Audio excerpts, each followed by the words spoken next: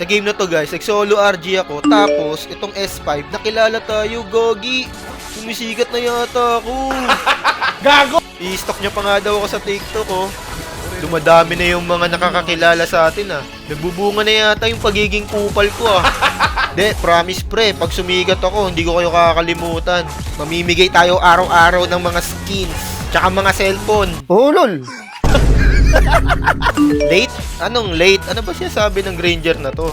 Late game? Kaya mo ba kami? Nangangarap pa yata ng gising. Boy. Tapos dito guys, tignan nyo nga to. May chinat yung Sora. Hindi ko maintindihan eh. Ano ba siya sabi niya? Pakitranslate nga.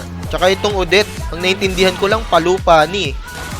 Palu daw yung pani. Eh, hindi naman palu yung pani. Tingnan nyo. Palu ba yan? O, di ba? Napakahina lang yan eh. Dito nga yo. Palu ba yan? Di mo. Patay na siya sa unggoy.